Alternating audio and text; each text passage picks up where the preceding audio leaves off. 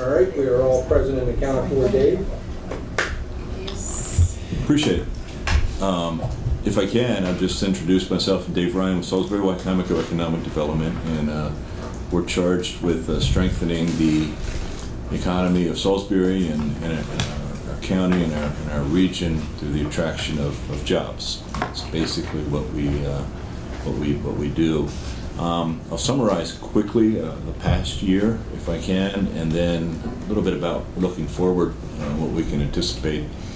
But last year, the largest project that we've undertaken is the establishment of an aviation maintenance technician school at the Salisbury Regional Airport. We knew in October of 2020, during the depths of COVID, that the regional airline system would not exist as it existed then. And if we look at that today, a number of communities have lost scheduled airline service. Toledo, Ohio, and Dubuque, Ohio, and Ithaca, New York, and Islip, New York, and Del Rio, Texas, and Columbus, Georgia, and we're still there. And we're still there because we have a significant maintenance base associated with the Piedmont Airlines, which provides service to Philadelphia and Charlotte. So it was important there were short mechanics and pilots prior to the pandemic. They're shorter now. Yeah, so if you're flying today, the planes are going to be full, the ticket prices are going to be high, you're not going to have as much choice as direct flights, and people are going to be a little bit testy in the airports because of cancellations and things like that. But right now we dropped down to 3 flights out of Salisbury, and I say this, and I know it's not in Salisbury, but it's a huge impact to Salisbury and the business community and travelers throughout Salisbury. But dropped down to 3 flights, now we have 4. They're picking up 15 new jets from their sister company called Envoy, and more will follow from that. So you'll start to see a steady rise in the number of flights coming in and out of Salisbury. Which is good news, because there's about 400 jobs over there. That so the more planes that are flying, the more mechanics are needed to repair and do the overnight checks on those planes. But establishing that training of that pipeline of talent is key to retaining and growing that service. So we're betting $3.3 million on the establishment of that school in conjunction with our partner that will operate the school, University of Maryland Eastern Shore. And when you think about it, we got a great regional airline headquartered at Salisbury. We have a great airport.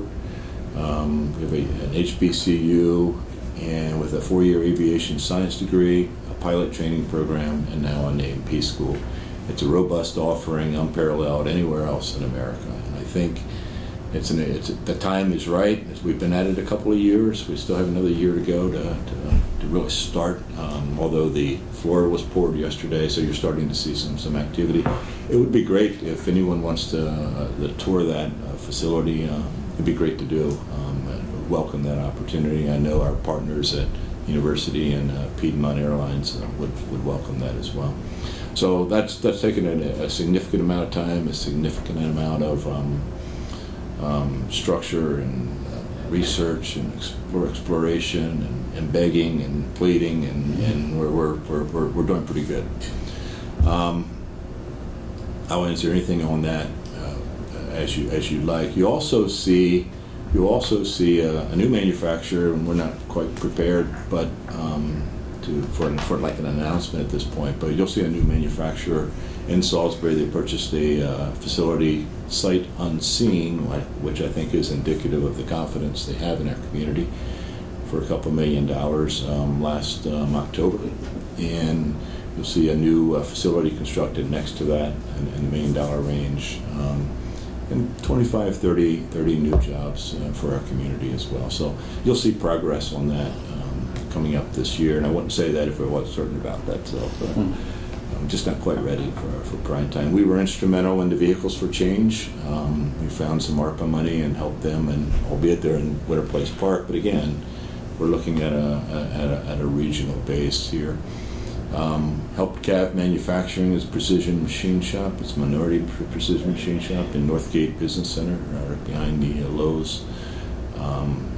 Start their operation and maintain their operation here. Going forward, and I think the opportunities are great. The good news is most of our larger industrial plants are full.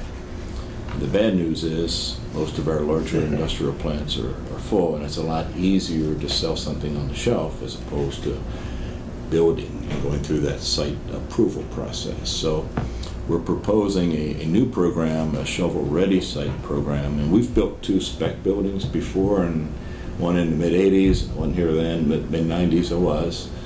And as fate would have it, Coca-Cola's in one and Pepsi-Cola's in the other. But they were built on spec, so 4 walls, a ceiling, and no floor, and 18 acres or so. And the economics and the environment has changed. I don't think we can round up that kind of dollars to build on spec, and I don't think we need to.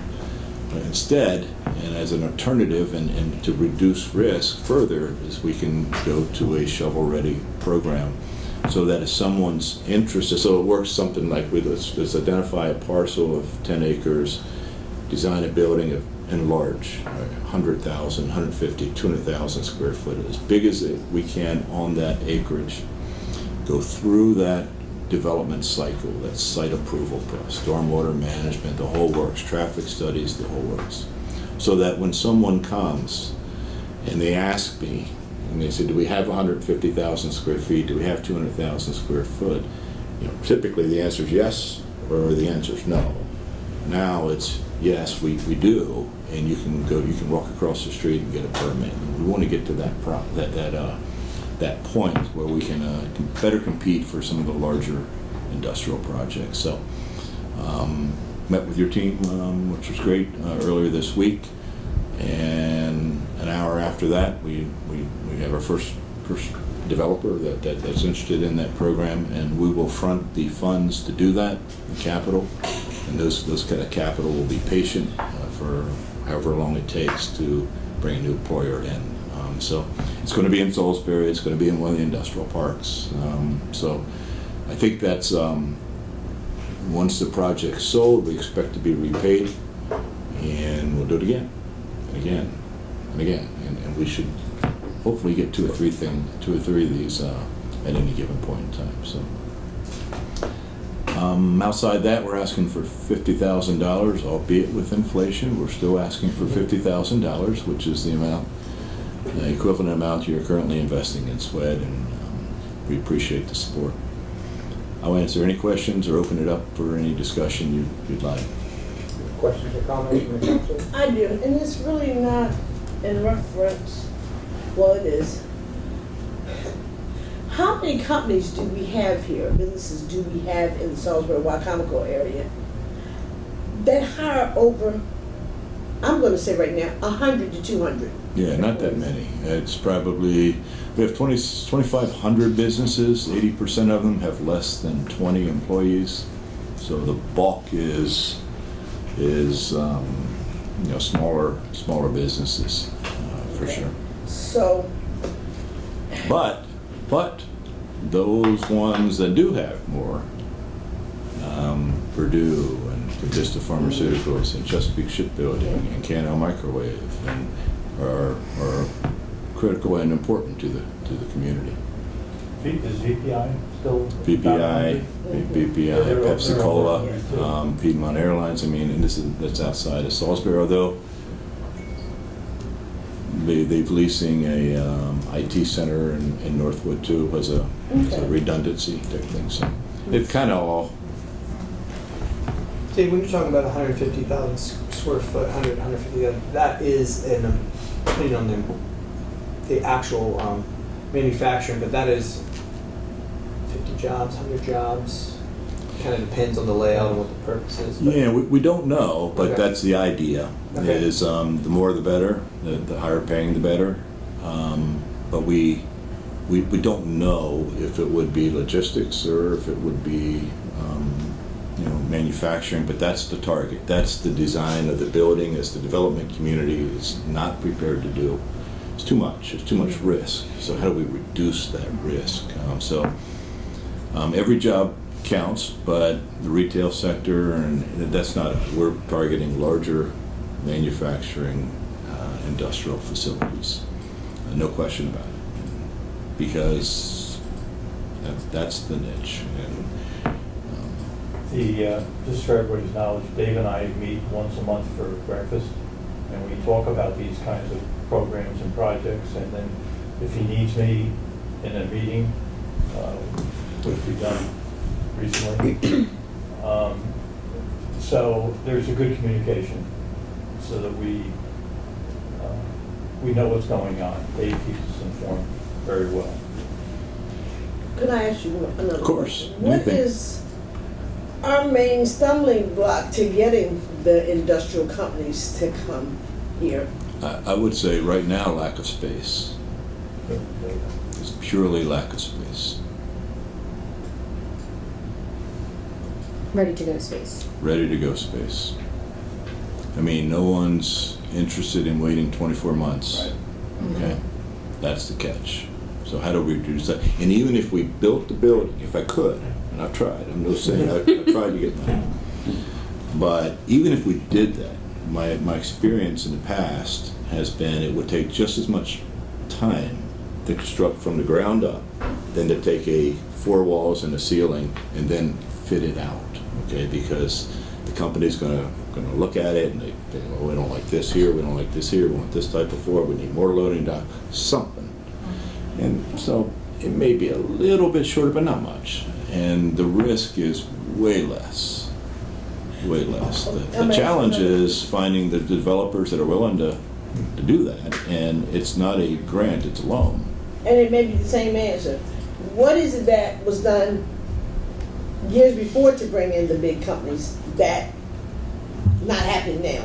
I know, and you said land and ready to go property, but You're talking about your Campbells and your Wain dressers Yeah, and there's no. maybe changing just the marketplace. What is it that- Yeah, the economy's clearly changed in Yes, it 30 has. years. I mean, by far. I'll say this, Salisbury's manufacturing base is about 11%. So all of your jobs, 11.5% is in manufacturing.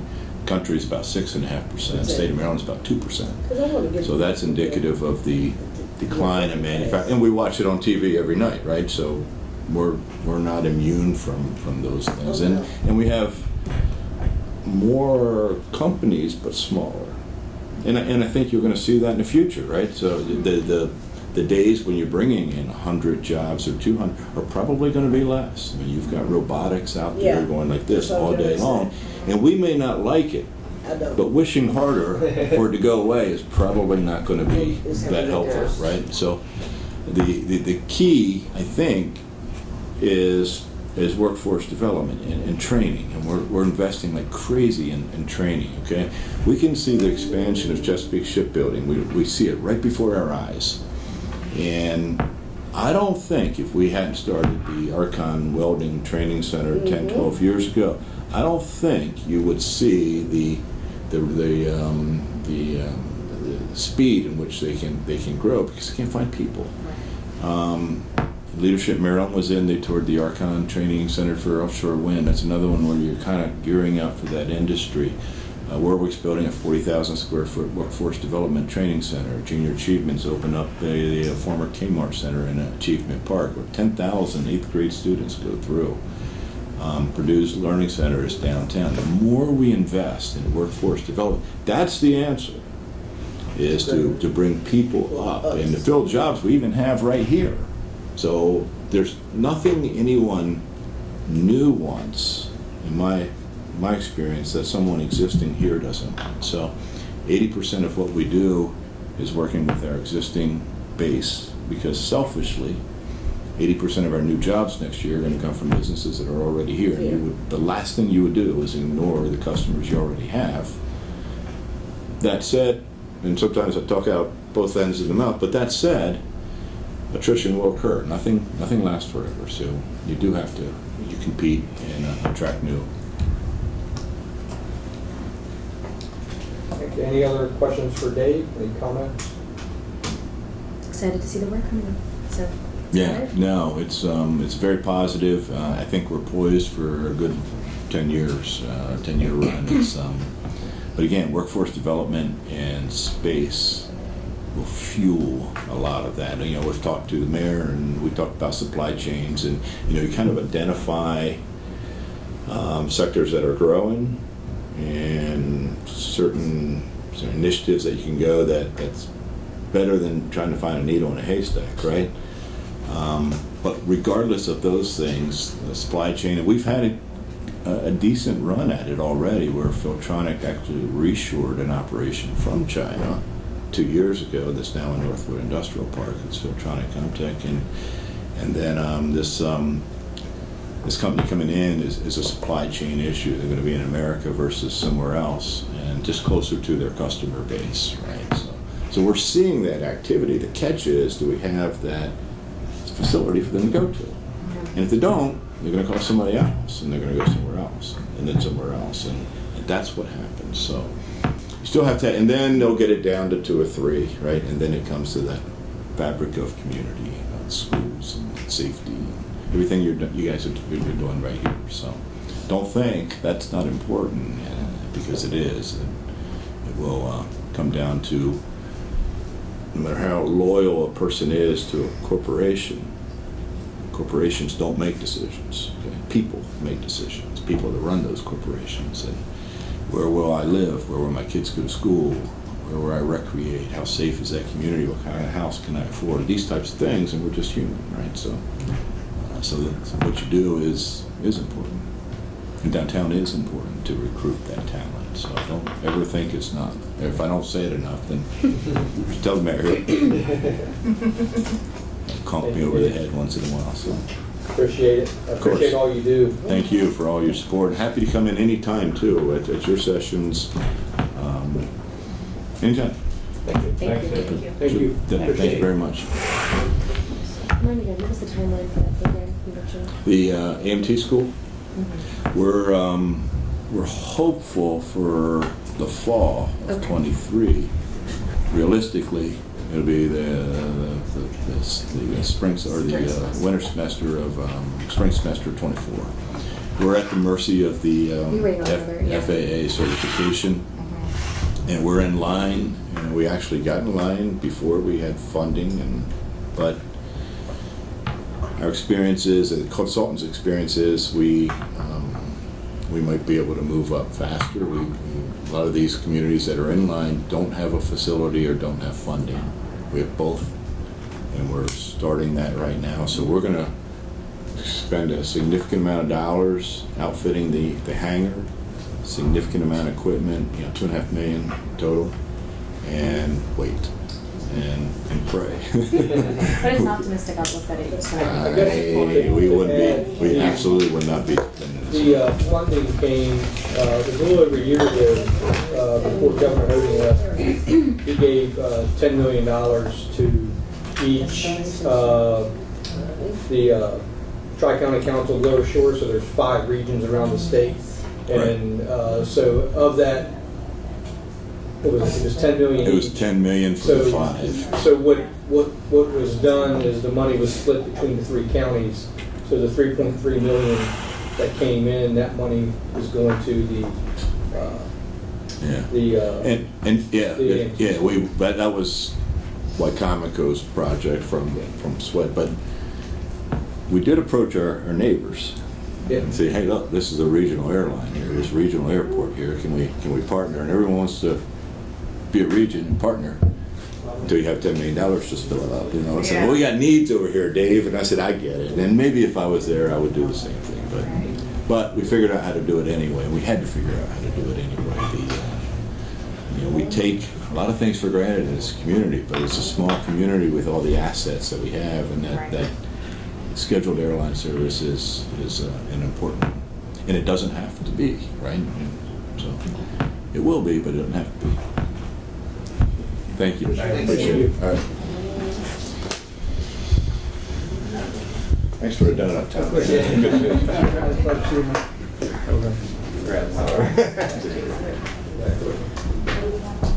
So last item on the agenda is our general discussion. So we are 2 hours, 45 minutes of the schedule. Nice. Wow. Keith, for number 8, on there in column D. I think it was 80.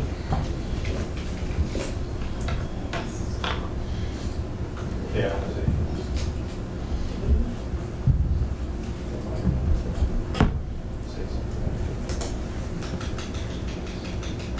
So looking at what you have right there, the financial adjustments from the packet that you had, we found some additional things.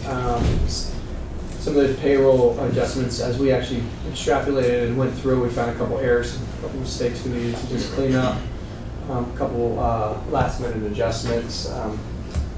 One of those was our police communication officer, which is about 56,000 of that. We had placed them on the wrong pay scale. So out of that also includes the third part-time zookeeper position.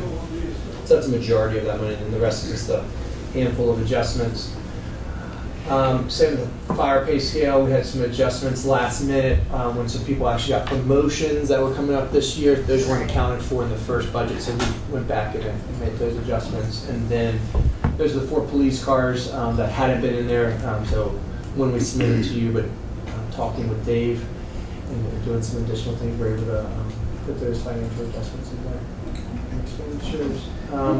That's part of the revenue too. If you look at number 4, it's kind of the trade-off with Dave, and we saw a significant decrease in our speed camera revenue, but talking with them, there's a transition in vendors. One was bought out by another one. We actually started seeing that we were trending down. We really had a pretty aggressive conversation with them, and since then we have seen a tremendous, we dropped down to the 20,000 a month, and this past month was 70,000 in revenue. So we are back trajectory. So we were able to make sure that this is going to be the track that we're on.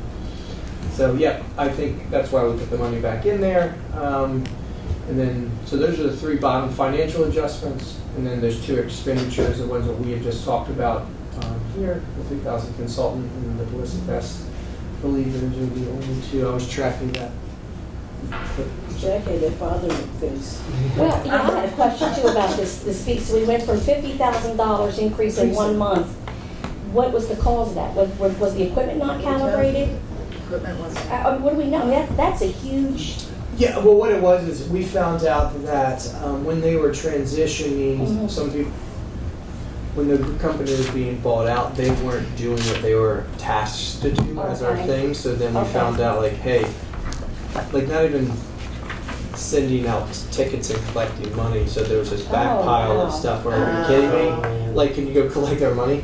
So you're telling me to watch my mailbox, right? No, but it was. But this started in January when we actually started seeing a significant increase. So as they were transitioning, some things got backlogged, and we were like, "Is this the new?" And then we found out, no, this is actually this $50,000 a month is more in line. 40 to 50,000 where we thought it was going to be, not in the 20,000s where we were trending for a couple months. Okay. So we were back to where we think we're supposed to be in the numbers.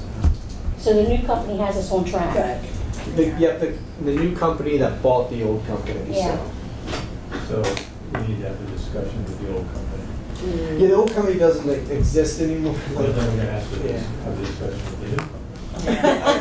Yes, and that new company, that discussion happened about 8 weeks ago, and we have seen a significant increase in collections, including back orders. The new company, I'm the talking old about Wall company, Street. name change. You and I- Is that is the revenue we're getting now, is that what we missed out on? Is that just Some them of it is, processing yeah. old claims? Okay. We'll find it. Yeah, okay. All right, so it seems like the 2 things that made the discussion board were the ballistic vests and energy consultant. In my notes, I had a different number for the ballistic vest, though. I did too. 107. Oh, that's with the volunteers. One was for the. Oh, For the, The regular and one was and for one for volunteers. volunteers. Yeah, Okay. 88 Yeah. vests would be a good start. I guess that's all the paid folks. But the overall, it was 125 5 vests. 125, that's it, And 44. is that, at 107 It's- total. I was gonna say, is that number with us bundling it in with the police department, or is that what they just were included? That's just, That's That's just their. just the raw number. Okay, so we might be able to get it for a little bit less. if we're Yeah, buzzing we're it with good with that. if we went with the. And we,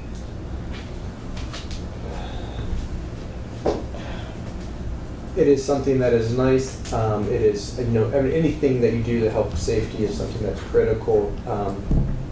Of all of the things that we did not approve in essential items, this were probably more the middle of the pack of the things, in my opinion. But again, it's your decision. We didn't advocate as hard for it. It is something that is out there, but what we put into the budget is things that we think are essential, things that we must have. This is something that, you know, again, added safety is important, but that we didn't see this as important. And the reason why I'd say that is Assistant Chief Lee from the volunteer company, he proposed it. It wasn't actually even in John Tall's careers. budget. Right. Yeah, they didn't Yeah. even include it as an essential item because they see it's important but not as critical. Okay, so it's kind of following more of their lead with the recommendation. But Gotcha. Is there, and I think we briefly touched on it, I mean, I know that, I thought that a couple of times for vets for the police department, we got some grants over the years. They said Yeah. we applied for some. Yeah, I think it's what he was recalling, what he was saying is the grantees do not. Let me say that's right. You can receive it if you're a law enforcement agency for the vets. Yeah. Firefighters are not considered eligible yet for those vests. It's just Okay. they can't put in a grant for But that. he did say he was going to Try continue. to, He yeah. thought that it was worthy to Trying. continue to explore. because Right. This is still developing and people are discovering that fire departments Need them. Need them. Need Yes. as much. just as much because they need to be first to save lives. Yeah.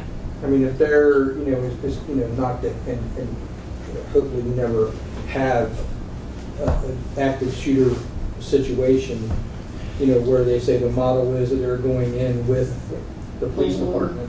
But they're not protected, so. They're not protected, they are not armed, they're exposed. And even in recent situations we've had where, you know, this is unfortunately part of the, that's just my concern is, Yeah. I think you know, I can go either way. This is your, it's very valid. When it happened, I would be like, man, I wish we would have. And it, you know, it's Yeah, one of the- I don't want it to be that kind of a situation, but you know? that's my, you know, it also kind of goes back to the time when we had the discussion about repaving in front of the fire department where you know, when the trucks come in, they added this pavement when they built the fire department. Well, the weight of the truck we had that hole.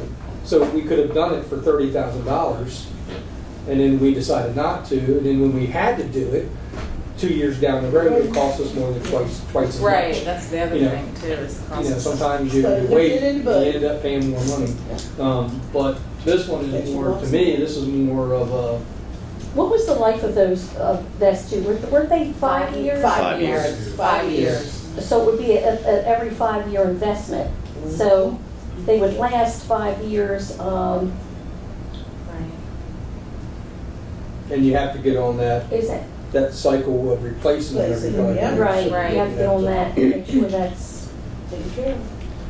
Well, the chief is not here to speak to this, but one thought I had might be to, and it would depend on availability of staff, but if you had specialized units on each shift, maybe they could be geared up to go in those situations where they would support police and you wouldn't have as much of an investment. I know that comes with some Yeah. challenge because like, okay, well, what if those folks aren't available? Yeah. I think he brought that up though. I said they rotate Yeah. to regular. They'd have to be, it would have to be a unit per shift would be the only And way. they don't Right. have that Yeah, but staff even table with to. that, Once that unit is engaged, they're out of service. Yeah, that's what I'm saying, right. For at least an hour. Yeah.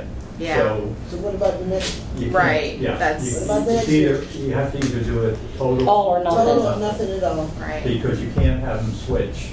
Right. And they have to be fitted, they Mhm. can't, They have- Correct. they have to be sized to you, so you can't, and you couldn't use mine. Keith, let me ask you a question. If it's 107, this would be cash pay-go. We wouldn't, this is not like a reallocation from bond or something like that. It would be cash. Okay.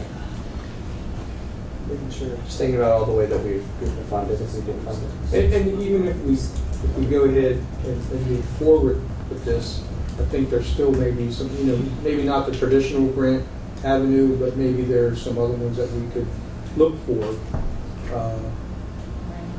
to help reimburse or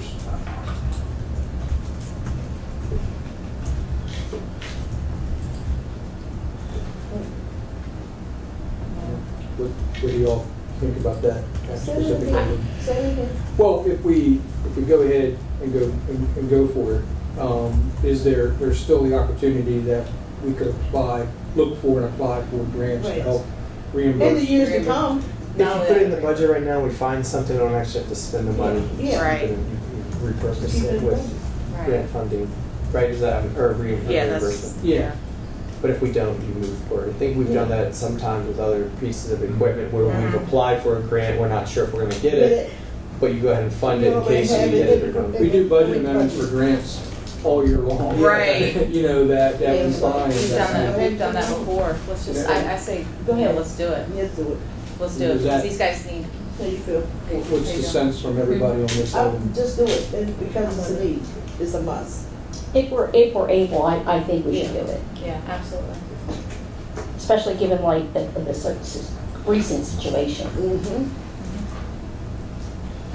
I agree. I just keep going back to the fact that like we're gonna have to find ways to fund this every 5 years. 5 years, so then maybe it's And that's the only thing that holds me up is if we're not in a good economically financial position, that's a bit of money that we have Hopefully to by come up then with. we'll have grants. Right. Not just that, but even if we just plan for it every year Yeah, going yeah. forward, where we Just set a little bit aside aside. Is that doable? 25,000 Yeah. every year towards it to the To the replacement. good of it. Yeah, I think that would I be. think that's And you gotta find more revenue streams for us. easier to, if that's right. Andy? His salary's gone, so now you're working on mine. Yeah. In place for We're gonna be this putting you out on the street, man. All right. realistic vest, because as you see in other states and cities, the firemen are being killed. So maybe it'll come down the pipeline to where they're Yeah. ready to fund us. Well, I think Ready the to other help. thing that's gonna happen is if you look at the trend in vests over the last 10 years, they've improved almost every other year. Right. Mm-hmm. So, we're not saying that those vests are gonna cost the same amount. No, yeah. Right. Well, they're not by inflation to Yeah, begin with. no, Right. no. But then they may find a way of coming down in price. because As of more the are being material. manufactured, yeah. Yeah. That's a good point right there. That wasn't even One of thinking the things, about. what I also don't know, honestly, is from a warranty standpoint, I don't know if it's like a car seat, like hey, it was manufactured in the state, you get 5 years, or if it's more of it's 5 years because of wear and tear. Law enforcement wears it every day. They Right. would wear it on occasion, it's not like they're strapping up with a ballistic vest. Could we get on that every call. answered from Could be the fire did wear when there was when the incident that they were going to needed it, so that means it could be longer than 5 years. I can Yeah. find out all those answers. Yeah, it would be. Yeah, that would be good. Yeah, because they're not gonna be wearing them every. They may not wear it the whole 5 years that they have it, depending on, Hopefully. because they're going Right. it depends on they're going to put it on because of the response and what is happening. If there's an Right. active situation that would require that extra level. Right. I would also ask, which I was gonna ask the other day and I forgot, mobility, wearing the vest, because I will tell you, having been, that equipment is 100 when you're fully, That was gonna be my main concern, was just their ability to. I think That's what another, they need another to piece do. of weight I to see it carry. more the EMS is going to be wearing it Yeah. rather than the firefighters finding Firefighters. an active fight. In a shooting situation, Situation, the EMS right. is going in to Yeah, Right. fight people. but I don't think that's for just the EMS. I don't, yeah. No, I know some of the concern was, when you have situations where there are, and this happens, there are arsons and firefighters are responding. If the Right. person who wants the building to burn down doesn't want you to stop it, Right. that's why firefighters don't ride on the back of fire trucks anymore, because in big cities they were shot at when and there were firefighters that were killed over the years in some of the big cities. Right. So, but Yeah, I it's, think making sure everybody's covered, and, I mean, yeah, the mobility aspect of it is, but, I mean, the risk of not doing it is potentially losing someone who is, What's the value of it? right, exactly. That's- I that's what it Yeah. comes think That's that's what a it pittance comes to to. it. I think that's a Exactly pittance what it to it. comes to. So, that cost every 5 years, I don't think that's a problem for public safety reasons. I really don't. I just, Yeah, there's also an outside shot that if the county does fund the volunteers, that $80,000, because that's what they said they'd pick up. boy, I Andy's mean, coming in with some high hopes I'm just today. saying. Phew, you are optimistic, That's bud. I do cry. Ah, So is that the consensus of council for that item? Yeah. yeah, yeah. So he's putting it on there, it means it's real now, it's happening. Yep, It's let's do happening. it, let's do it.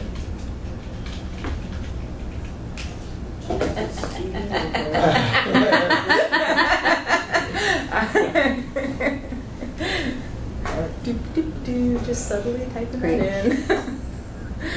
And then, what's it next with the energy consultant? The energy consultant, I mean, 33,000's, that's not terrible. if he's, if it's a brand position there, but I don't know about the whole ins and outs of that. What's, So, for the consultant position, what it would be is, we have now adopted an energy management plan. So energy management plan will help us implement our solar performa, dealing with how we want to save energy. What was the amount? Transitioning to Everybody a was more- volunteer? 107. 107. Yes. Their first project could recoup that money. Yeah, okay.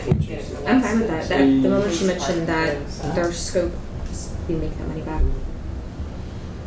So the last item is the energy consultant, do we, I mean, how much? $2,000, but, I mean, is it, and maybe my ask of administration, do you think it's worth it? Is it gonna be enough, and as far as like the grants that they can? I think the return long-term would be there, without anytime a consultant comes in, they're gonna give you a proposal for something that is going to help you long-term, or help Bruce write a proposal for an upcoming grant or something. I think that is a worthwhile investment, that will, may or may not have, we may not see the fruits of that investment right away, but at some point we probably will want to do that. If we're going to try to implement a 5-year energy management plan, having a professional help us do that correctly only improves our ability to do it well. Otherwise, it's us internally trying to do that. So I think it's a worthwhile investment. And I guess internally, it takes one thing off your plate to have to. So, And it's somebody who does this. Yeah. Yeah. And it just comes out of my salary anyways. Well, What's $3,000? now we're paying Tom. $3,000. Yeah, So- taking money from me now. That's fine. Everybody's thought on that? Yeah. Yeah. I was gonna say, that's the right end of the table to be working on, but you were talking about Since the I got adjustment. back from So those were the last, those were the Yeah. only two items that we had pinned. So I think it seemed this year there was a very good job of finding ways to not put off some of those things that they were asking for.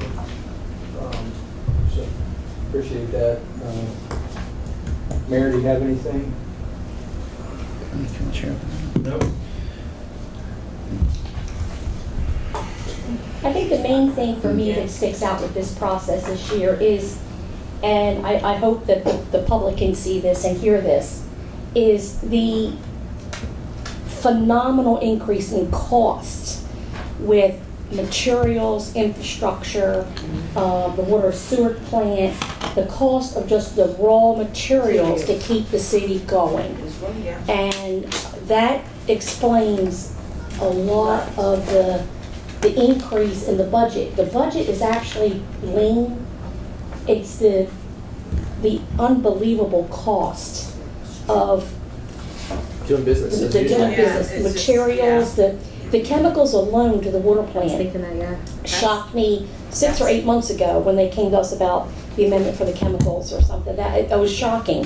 And just to keep the functioning of the city going, Just to tread water. even the maintenance and some of the equipment for some of the trucks and Trucks. equipment, That's right. the parts have tripled. Go to the grocery store. Yeah. Food is going up. And So people, it's and right. we're not asking for tons of new positions and any of that type of stuff, or actually, it's to the people who provide the services at the level of the caliber of people that we have, to maintain them wanting to work with us and to close adequately pay them what their value is. This is what it, Yeah. what we've gotten comfortable and what we have grown to expect as a community. This is the cost now. But my thing is, people cry, and I can understand. But as people have to realize, cost has gone up on everything, every single thing. And in order for the city to survive and for the citizens of the city to survive, we have to do these increases. Just like Angela said, look at the cost of the chemicals. In order for you to have clean drinking water and some more things, you need to, it's things you have to think about. It's just not that we want to do it, it's a must. Some of those things are required. Yes, we It's have a by must. law. Sewer It's a is- must, that's right. But, seeing that we've got good people in those positions who, we got some incredible scientists that work at wastewater treatment plant that are, Yeah. phenomenal in what they do. And I think that a point needs to be made about the fact that any one of these individuals could walk away from the city and go work in private industry and easily make a ton more. So these are people who care about their community, who are devoting their time to the community and making much less money than they could just by virtue of working for the city. And they deserve to be compensated in a way that they, we're not going to be able to compete, but So, not having a lot on those items, I think we're in a good spot on moving this forward. I don't know what time frame we're looking at. Was it May 22nd was the, May 8th would be the public hearing. May 8th public hearing. And- First reading is Monday night. Yeah. So we'll have public hearing on May 8th, so we'll get that advertised. And then final reading, that would be May 22nd. Second if it's ready, if not, we have First, it till 28th, June yeah. 12th. June We could- 12th is, okay. Yeah. They call it now, it'll be ready. Well, I don't even see us needing the next, we had something scheduled for May 10th. And that was what we used to do with this, Yeah. like we did today. yeah. So, is everybody comfortable moving on that timeline? Yeah, I think it's been a job well done. Considering all of our challenges, I think it's been a job well done. And I appreciate, again, the city employees coming here very, very prepared. Yes. And didn't ask for a lot, either. No, No. and just, it was very, very well put together. Thank you. If I could, I'd like to thank Keith and his crew again. Yes. Every year Absolutely. since Always. I've been on now 8 years, and every year has gotten better and better because of the way the information comes to us. Yeah. And everybody was appreciative, I think that's. and that made it a lot easier for us all. They were appreciative of what we've done and how we made it easy for their employment and the increases. So that's a good thing. You gotta make people comfortable where they are. And I want to thank the council as well. Oh, thank you. Well, and I'm going to thank you all because you've made this a very easy first budget session. Should have been here 8 years ago.